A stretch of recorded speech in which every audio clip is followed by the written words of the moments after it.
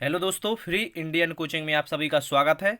तो इस वीडियो में हम लोग कक्षा 7वीं विशिष्ट हिंदी वर्कशीट को सॉल्व करने वाले हैं, जो कि माह मार्च की है। तो इसके पहले हम लोग कक्षा 7वीं के सभी सब्जेक्ट की वर्कशीट का सॉल्यूशन प्रोवाइड करा चुके हैं, जिसकी लिंक आपको इस वीडियो के डिस्क्रिप्शन में मिल जाएगी, या फिर यहाँ पर आई टैब दिया गया है, इस पर क्लिक करके आप सभी वीडियो देख सकते हो। ठीक है, तो चैनल पर नए हो तो इसे सब्सक्राइब जरूर कर लीजिए, साथ में बेल आइकन भी प्रेस कर लेना है।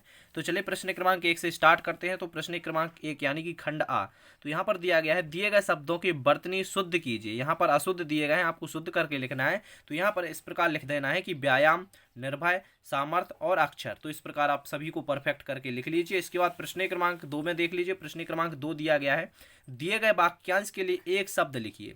मन को हरने वाला क्या कहलाता है? मनोहर कहलाता है। और सत्य के लिए आग्रह सत्याग्रह कहलाता है। जिसकी तुलना ना की जा सके वो अतुलनीय कहलाता है। और जिसका कोई ना हो तो वो अनाथ कहलाता है। तो इसको आप जल्दी से नोट कर लीजिए अपनी वर्कशीट में।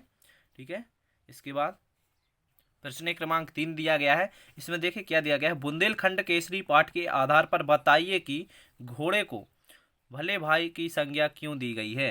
यानी कि बुंदेलखंड केसरी नामक पाठ है, उसमें से इसका आंसर बताना है कि घोड़े को भले भाई की संज्ञा क्यों दी गई है। और इसके बाद बताना है कि वर्तमान समय में अपने घोड़े का उपयोग कहाँ कहाँ होता है, लिखिए। तो इसका आंसर देख लेते हैं। तो यहाँ पर आप जल्दी से स्क्रीनशॉट लेते जाना, या फिर वीडियो को थोड़ा सा रोक लीजिए, यहाँ पर पॉज कर लीजिए और आप जल्दी से लिखते जाइए। तो इसका आंसर होगा कि देवगढ़ युद्ध के दौरान छत्रसाल बुरी तरह घायल हो गए थे। उनका प्यारा घोड़ा रात भर उनकी रक्षा करता रहा। दूसरे दिन छत्रसाल के भाई अंगद राय की पहचान करने के बाद ही घोड़े ने उन्हें छत्रसाल के शिविर में जाने दिया। इसके बाद है, स्वस्थ होने पर छत्रसाल ने अपने घोड़े को भले भाई की उपाधि दी। तो यही इसका आंसर होगा। इसके बाद उसमें पूछा गया था कि वर्तमान में घोड़े का उपयोग लिखना है। तो वर्तमान समय में घोड़े का उपयोग कई क्षेत्रों में किया जाता है, कई फील्डों में किया जाता है, और हर जगह घोड़े का उपयोग किया जाता है। मतलब कि जैसे कि एक स्थान से दूसरे स्थान तक आने जाने में किया जाता है, शादी विवाह में वगैरह में होता है, और माल ढोने आदि इत्यादि में। तो आप इस प्रकार इसका आंसर लिख सकते थे। ठीक है, तो आप जल्दी से यहाँ पर पहले एक स्क्रीनशॉट ले लीजिए और इसको जल्दी से लिख लीजिए। इसके बाद में वर्तमान समय में घोड़े का उपयोग, तो ये आप मन से भी लिख सकते हो, या फिर आप यहाँ से भी ये आंसर लिख सकते हो। ठीक है, तो इसके बाद प्रश्न क्रमांक 4 दिया गया है कि पद्मासन का चित्र बनाते हुए इससे होने वाले लाभ अपनी सहायक वाचन पुस्तक से खोजकर लिखना है। यानी कि पद्मासन एक आसन होता है, योगा का एक आसन है, इसका आपको यहाँ पर चित्र बनाना है और उससे होने वाले लाभ भी लिखना है। तो देखिए इस प्रकार आपको एक चित्र बनाना है यहाँ पर। तो जल्दी से आप यहाँ पर इस चित्र को देखकर यहाँ पर बना लीजिए।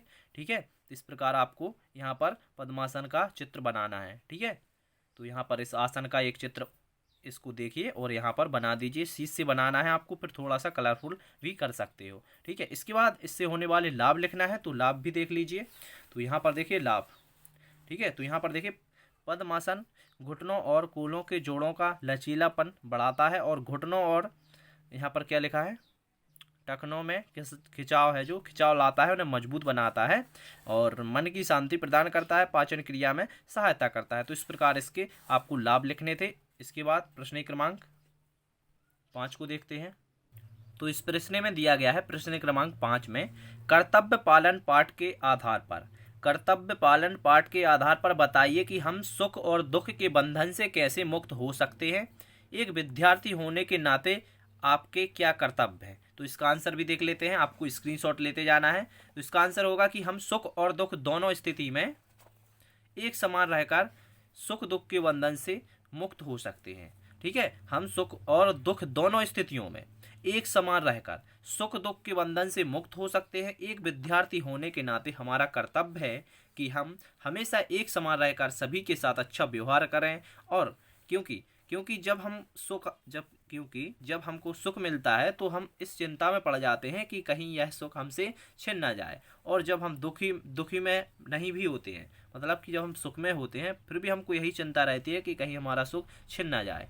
ठीक है, और इसके बाद इसीलिए हमें हमेशा एक समान रहना चाहिए। तो इस प्रकार आपको इसका आंसर लिखना था। तो इसका भी आप जल्दी से स्क्रीनशॉट ले सकते हो और अपनी वर्कशीट में से भी आप नोट कर सकते हो। ठीक है, इसके बाद प्रश्न क्रमांक 6 दिया गया है कि महान वैज्ञानिक डॉक्टर चंद्रशेखर रमण पाठ के आधार पर भारत से संबंध रखने वाले 5 व्यक्तियों के नाम लिखिए।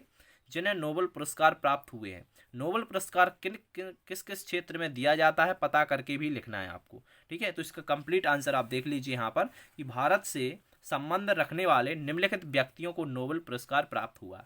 तो यहाँ पर फर्स्ट क्या होगा कि रविंद्रनाथ टैगोर हैं जो कि भारतीय वैज्ञानिक हैं, उनको नोबेल पुरस्कार मिला था और वर्ष 1913 में साहित्य में मिला गया था, ठीक है। यहाँ पर आपको क्या करना था, किस किस क्षेत्र में मिला, तो साहित्य क्षेत्र में मिला था, पता करके लिखिए, और वर्ष 1913 में मिला था। इसके बाद दूसरे नंबर के हैं डॉक्टर चंद्रशेखर वेंकटरमण, ठीक है। तो यहाँ इनको वर्ष 1930 में भौतिकी क्षेत्र में मिला था इनको। इसके बाद है तीसरे नंबर पर डॉक्टर हरगोविंद शाह खुराना। तो डॉक्टर हरगोविंद शाह खुराना इनको वर्ष 1968 में जीव रसायन और अनुवांशिकी में इनको नोबेल पुरस्कार मिला था। इसके बाद है कि मदर टेरेसा वर्ष 1996 में शांति के क्षेत्र में इनको मिला था। शांति के क्षेत्र में इनको मदर टेरेसा को नोबेल पुरस्कार दिया गया था। इसके बाद में पांचवें है कि प्रोपो अमर्त्य सेन, इनको वर्ष 1998 में अर्थशास्त्र क्षेत्र में इनको दिया गया था नोबेल पुरस्कार, ठीक है। तो आप सभी को इनको नोट कर लीजिए, जल्दी से जल्दी सभी को लिख लीजिए अपनी वर्कशीट में। इसके बाद अगला क्वेश्चन देखते हैं। तो इसके बाद प्रोजेक्ट कार्य था प्रश्न क्रमांक 7। तो प्रश्न क्रमांक 7 में अपने मनपसंद खेलों के नाम, खेलों के चित्र बनाकर सभी को दर्शाना था। तो यहाँ पर आप मन से भी कर सकते हो। देखिए यहाँ पर आपके खेलों के नाम लिखना है, कोई 3 खेलों के नाम लिख दीजिए, कोई 2, एक और नीचे एक खंड में 2 कोई खेलों के नाम और उनके चित्र भी बनाना है। तो यहाँ पर जैसे कि क्रिकेट लिख दिया, और क्रिकेट यानी कि यहाँ पर देखिए इस प्रकार चित्र बना दिया, थोड़ा सा यहाँ पर उसके बारे में लिख देना है कि कितने टीम में सदस्य होते हैं और किस प्रकार खेला जाता है। तो यहाँ पर आप वर्णन कर सकते हो।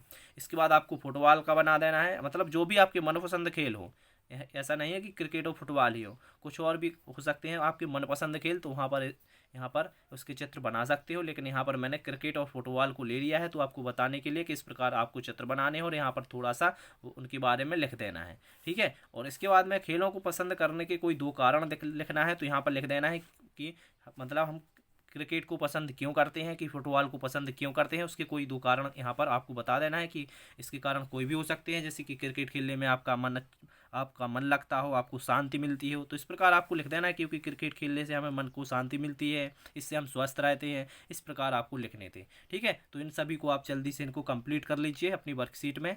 इसके बाद 12 नंबर का क्वेश्चन दिया गया है कि आप किस क्षेत्र में नोबेल पाना चाहोगे और क्यों। तो इसको आपको किस प्रकार करना है, इस क्वेश्चन का आंसर आप स्वयं लिखेंगे। अब यहाँ पर बात की गई है कि आप किस क्षेत्र में नोबेल पुरस्कार प्राप्त करना चाहोगे और क्यों करना चाहोगे। तो कोई चिकित्सा के क्षेत्र में नोबेल पुरस्कार प्राप्त करना चाहेगा, कोई अर्थशास्त्र में, कोई मतलब शिक्षा के क्षेत्र में, ठीक है। तो इस प्रकार अलग अलग क्षेत्र में किसी का भी इंटरेस्ट अलग अलग क्षेत्र में हो सकता है। तो यहाँ पर आपको अपने मन से पाठ के आधार पर लिख देना है, जो कि चंद्रशेखर वाला पाठ है ना, उसके आधार पर आपको यहाँ पर लिखना है। तो यहाँ पर क्या करना है, आपको किस क्षेत्र में नोबेल पाना चाहोगे तो आपको मन से लिखना है। जैसे कि किसी का इंटरेस्ट होता है कि वह शिक्षा के क्षेत्र में नोबेल पुरस्कार प्राप्त करना चाहता है, कोई है कि चिकित्सा में, ठीक है, इस प्रकार कोई अंतरिक्ष में। तो इस प्रकार आपको कोई भी एक फील्ड सेलेक्ट करके उसको लिख देना है और उसका एक कारण भी बता देना है कि क्यों आपको पसंद क्यों है, मतलब कि उस क्षेत्र में आपका इंटरेस्ट है तो नोबेल पुरस्कार प्राप्त क्यों करना चाहते हो। तो इस प्रकार इसको आप जल्दी से कंप्लीट कर लीजिए। इसके बाद में प्रश्न क्रमांक 8 देखते हैं। प्रश्न क्रमांक 8 में क्या करना है, शब्द पहेली को दिए गए निर्देश के अनुसार भरना है। तो यहाँ पर आप जल्दी से निर्देश देख लीजिए। पहले आपको बाएं से दाएं भरना है, यानी कि यहाँ से इस प्रकार भरना है, इस प्रकार, ठीक है, यहाँ से चलकर इस साइड, और यहाँ पर ऊपर से नीचे, यानी कि ऊपर से नीचे साइड आना है। तो यहाँ पर कुछ निर्देश दिए गए हैं। 2 कविता पाठ के कवि का नाम लिखना है यहाँ पर, और बाएं से दाएं लिखना है। तो इस प्रकार आप लिख सकते हो, बाएं से दाएं इसके पाठ के 2 कविता पाठ के जो कवि हैं नागार्जुन है। तो इस प्रकार आपको लिख देना है। इसके बाद दिया गया है कि युद्ध का पर्यायवाची लिखना है यहाँ पर। तो युद्ध का आप रण लिख सकते हो, इस प्रकार रा उड़ा रण, देखिए। इसके बाद क्षतिग्रस्त के लिए आप हानि भी लिख सकते हो। तो यहाँ पर हानि भी कहीं भी आप लिख दीजिए, हानि, ठीक है। इसके बाद जामुन के रंग वाला, तो यहाँ पर नीला हो जाएगा। इसी प्रकार गुस्से का भाव, नारी का विलोम शब्द होता है, क्या होता है, तो वो सब यहाँ पर लिख लीजिए। नारी का नर होगा तो यहाँ पर नर्द लिख दिया गया है, क्योंकि ऊपर से नीचे लिखना है। और रात का पर्यायवाची क्या होता है, और नील गगन शब्द में विशेषण क्या होगा। तो इस प्रकार इसको आपको कंप्लीट करना था, ठीक है। तो यहाँ पर आपको एक वीडियो दिख रहा है, इस पर क्लिक करके आप कक्षा 7वीं की सभी वर्कशीट देख सकते हो, और वीडियो को ज़्यादा से ज़्यादा शेयर कर दीजिए। Thank you.